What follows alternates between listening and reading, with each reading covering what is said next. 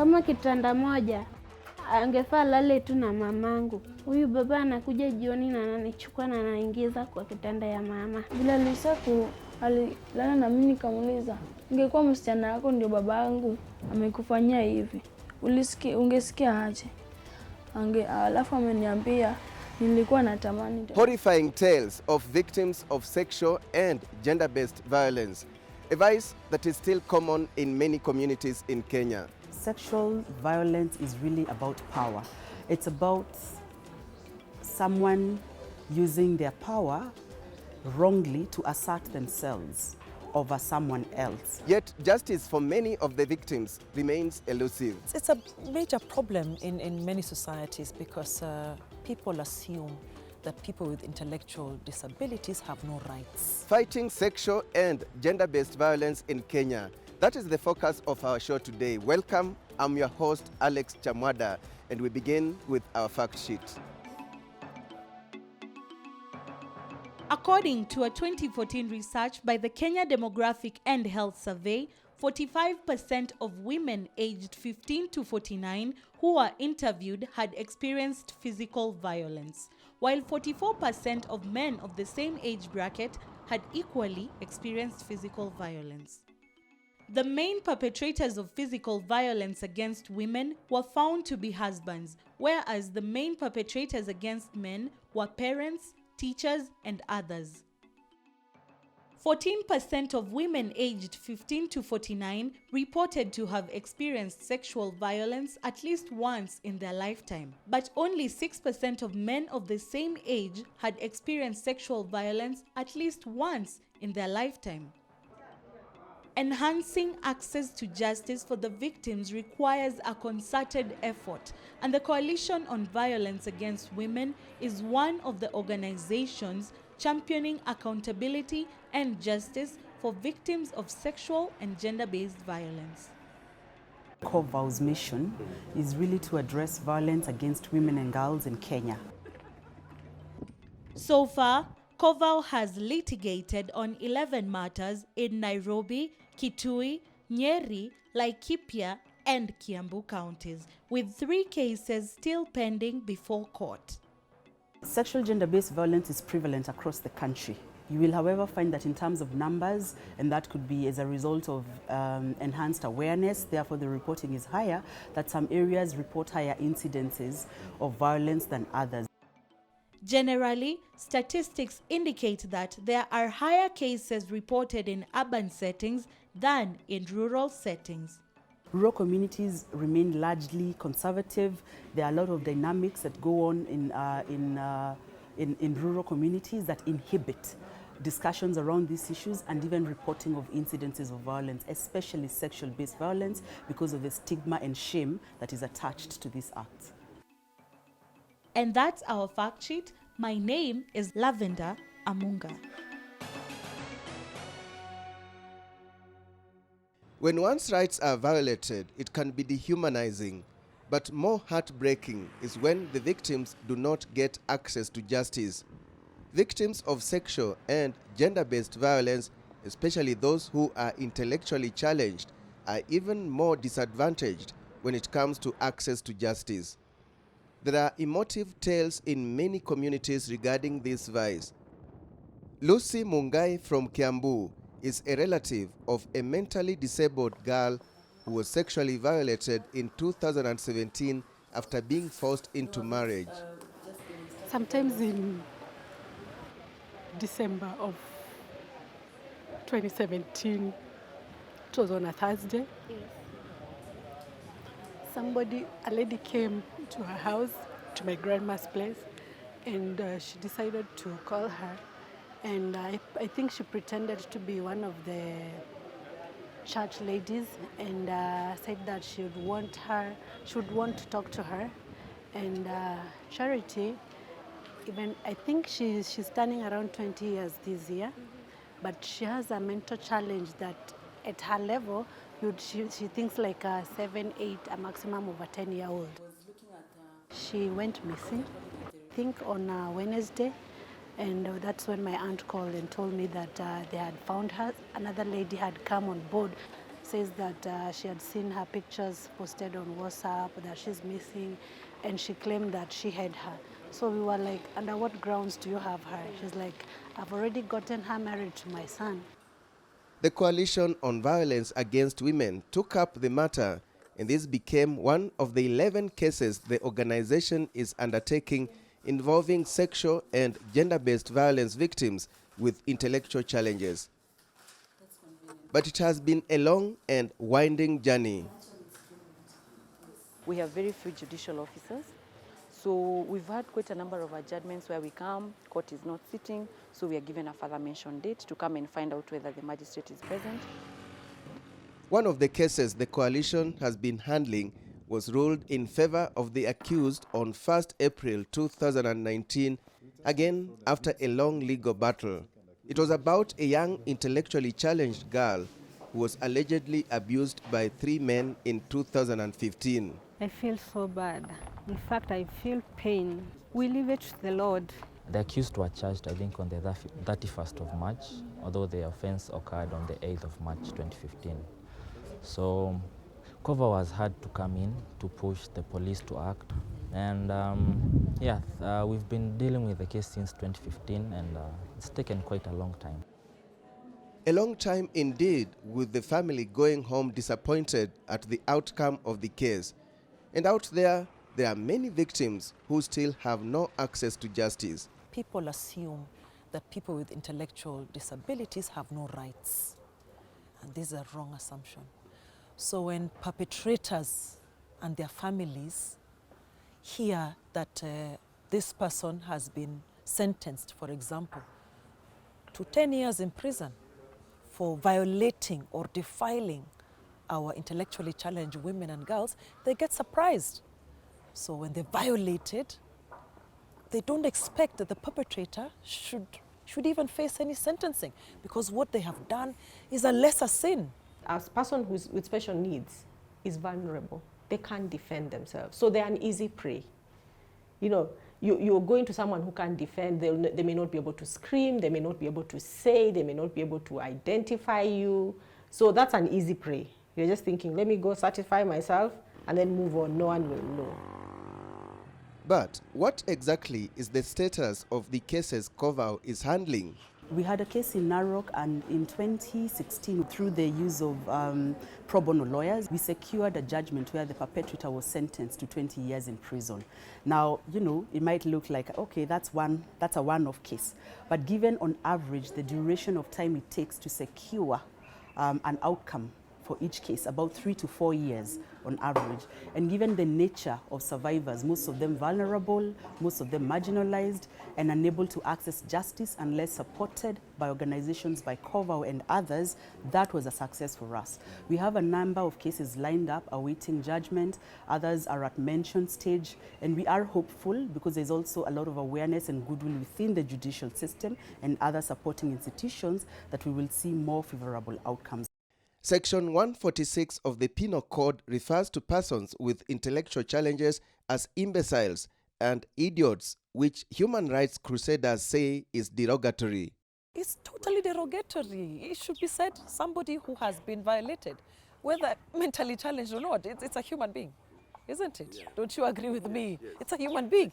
You don't have to say this person who has been defiled or raped doesn't have one leg, or is limping, or is mentally challenged, or has less than 1 year, less than 2 years. I mean, you have to classify an offense to the person and, you know, make it lesser because somebody has an intellectual challenge. I think that's unfair.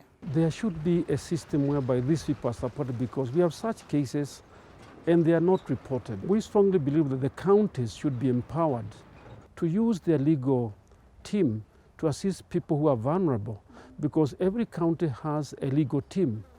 In the Penal Code, the sentence is lesser. I think it's 10 years as compared to defilement or rape in the Sexual Offences Act. And I think that must change. Section 146 of the Penal Code provides maximum sentencing of 14 years for any person found guilty of defiling an imbecile or an idiot, Section 7 of the Sexual Offences Act provides for an offence of defilement, rape, or indecent assault with a person with mental disability, and the prescribed sentence is a minimum of 10 years. Let's now cross over to Kisumu. At the Gender-Based Violence Center at the Jaramogi Oginga Odinga Teaching and Referral Hospital, we meet a 12-year-old girl, Fatuma, not her real name, who was allegedly defiled by her father back in December 2018. Yes, such cases exist among us. Disemba ikifikanga tunaendanga nyumbani kwa nyanya. Sasa baba amekataa tuende. Kumbe alikuwa amejua kitu alikuwa anataka kufanya. Anaenda kazi, anakuja jioni, ananirape. Efforts to report to her mother were futile, and she decided to escape from home. She returned the next day, hoping things would be back to normal between her and her father, but that was not the case. Anakuja tu na ananishika hivi. Alafu namwambia, mbona unanifanyia hivi? Nasema ati nataka kufanyia kitu kingine na ukiambia watoto wengine na kupiga na ukiambia mamako na kuchinja. Sasa mimi nimeamua niambie mama. Mama anataka kunipiga. Sijui anachukua kiboko kubwa hivi anataka kunipiga naye. Grace Akech is a human rights defender at the Gender-Based Recovery Center who has won quite a number of awards thanks to her resilience towards change. When Fatuma was brought to us with the school teacher, she told us her story because she had gone to the police station and she slept there. Why? The reason as to why she went to the police station is she was defiled by the father 3 times. So the 4th time she refused. She said that today you're not going to defile me. However, Fatuma was left with deeper scars that would only take time to heal. Unfortunately, when he was tested, the father was positive. And when the baby was tested positive, we could not really disclose for her because she's underage. She's only 12 years old, so we never disclosed for her. We had to look for the mother. So when we brought the mother, we told the mother what happened and we tested the mother too. The mother was also positive. Most of the times, if life-threatening, that is what we deal with first.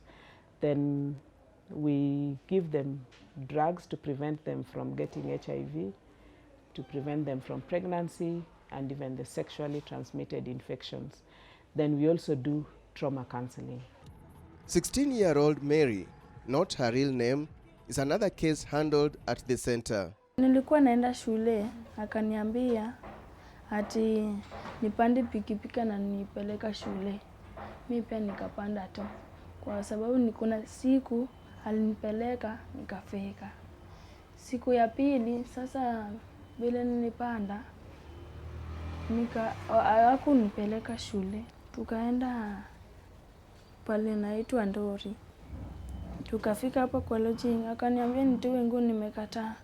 Akanitolea by force. These and many more young girls are highly prone to sexual violence. The number of girls reporting to the center is increasing with time in a rather shocking trend. Most of the perpetrators view them as easily gullible and weak. And this is why Covaw has been on the front line to support the victims. The organization is documenting and providing response to survivors of sexual violence under a project known as Access to Justice and Women's Rights. Now you're an ambassador for community. And then they can see you as somebody like a role model. When it comes to this particular project, we have asked ourselves at Covaw, acknowledging that there are many players that address gender-based violence in Kenya, many players that address violence against women and girls, what is a niche that Covaw can cover? And that is how we came up with this particular project that addresses issues of post-election violence related to sexual, gender-based violence, but also violence against women and girls with intellectual challenges. On that note, we take a short break. When we return, find out more on how post-election violence is a catalyst for sexual abuse against women and girls and what should be done about it. Nilidhulumiwa na watu nisiowajua. Also ahead, why awareness creation is key. It starts right from the grassroots, from the families, from the communities. It moved upwards, into the counties, into the higher levels. Kenya had a prolonged election period in the run-up to the 2017 general election, and after provoked a spree of violence which saw the emergence of sexual and gender-based violence as a weapon of subjugation in the country's political contest. The situation presented an urgent need to carry out monitoring of sexual violence with a view to identify fresh cases, carry out documentation, and provide immediate response. So far, Covaw has documented 41 cases of sexual violence in Nairobi, Kisumu, and Homa Bay counties. Every 5 years, we have a cycle of survivors of sexual violence. And a lot of the cases that we are handling, especially in Kisumu, where Covaw has a number of survivors that they've been able to work with in terms of provision of psychosocial support, which we consider a success and very important as part of the healing process, and in getting the survivors to deal with the trauma that they've gone through. I would say that even though we have not realized success in terms of the court process yet, there is a lot of awareness that this is a cycle that needs to be stopped. In Kisumu, we met one of the victims of the 2017 post-election violence, and she shared her horrifying experience. Walinipiga wakaingia kwa hizo marumu zote, hakuna mtu alipata. Then walianza kutoka, wengine wanasema pana, hatuwezi enda hivyo, turudi. Wakaruta nguo, tukatoka. Sasa unajua, walinirepu watu waini. Nilishinda hapo 3 weeks. Kama niko tu hapo, milango iko wazi, siwezi simama. Siwezi hata kunywa maji. Siwezi, vile nililala ndio vile nililala. 3 weeks. Generally, it has been difficult litigating on the documented individual cases during the 2017 election because most survivors did not report the violations as they feared further abuse. Kesi yangu haijafikishwa kotini, manake hata vile Covaw walikuja wakajaribu kutuoji, then mimi nikawaambia sioni hata haja because siwajui, ni watu wenye walikuwa kwa uniform, singeweza kuidentify. But it is not that easy. There are many institutional challenges. Often within 72 hours of a sexual violation case, a survivor is expected to access post-exposure prophylaxis support, PEP, it is called, from any health facility. You will find that not all health facilities accord that service. And even when they do, in terms of the required support, in terms of filling out, say, the P3 forms, that is very important, that is wanting. You move to the police stations and also find that the way the statements are taken sometimes leaves a lot to be desired in terms of capturing actual facts of the incidents that happen. That is very important for our court process. To address some of these challenges, awareness creation is key. And in Kisumu, this move is yielding good results. At the Manyata Social Hall, we found this group holding a community legal awareness session on what sexual and gender-based violence is all about and how it should be handled by the society. Covaw has been doing a lot of community awareness within Kisumu County, and after those awareness we get so many cases from the community so that we can help them maybe report to the hospital and take them to the police station and then even going to the court. As Covaw, we have done a lot of work around the country. Not really in all counties, but in where we have been able to make an impact, we have been able to start the conversation on the ground. From the conversations, the paralegals take up the matter and encourage the families to speak out.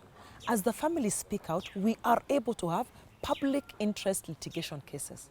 And this marks that something is being done. The moment a community undergoes a mind shift and is brought into supporting the rights of persons with disabilities, and especially girls and women with intellectual disabilities. The moment a community understands the impact of violence during the elections period and against women and girls in particular, enough to stand up and say no, then as a program, as an organization, half your work is done.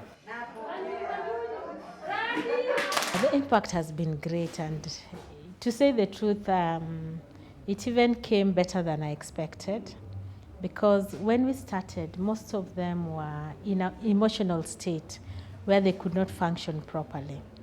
Because of the bitterness, they kept on crying, and as we talked and as we talked to them, did counseling, then they started opening up. Nashukuru sana kwanza Covaw kwa sensitization wametufanyia na kutuletea pia counselor. Ilikuwa ni ugumu, sio rahisi kujitokeza. Lack of proper mechanisms for witness protection is yet another area of concern, with stakeholders citing inconsistencies. They are entitled to protection and a court environment that facilitates them to testify without intimidation. So we are supposed to have witness boxes that separate the witness from the perpetrator. How about the role of the police? It has been observed that some victims and witnesses fear dealing with the police for fear of exposure, among other reasons. At the Kisumu police station, a special desk to deal with such cases has been established, and we sought to find out how it works. People normally come in big numbers. In fact, at times you may think that this is an hospital because we normally welcome them, and when they come to us, we give them the right services they are required. Those desks have to be functional. It is one thing to have a desk in a police station, but it is important that that desk is functional in terms of delivering what it is expected to, in terms of providing service to the people. In a nutshell, the war against sexual and gender-based violence requires a multi-sectoral approach. Players range from family to communities, policy makers to law enforcers, the private sector to the public sector. We acknowledge the support that we have received, especially from the Open Society Initiative in East Africa, OSEA, who have made this work possible for us so far. We need everyone in place for this conversation to start going. We escalate it upwards, and this will cause a policy shift and mindset throughout. We would ask that if persons that have been placed in positions of responsibility when it comes to addressing issues of sexual, gender-based violence actually walk the talk. It is important, Covaw included. Those concluding remarks bring us to the end of our show today. Remember, this show is available on our YouTube channel, that is Chams Media Channel.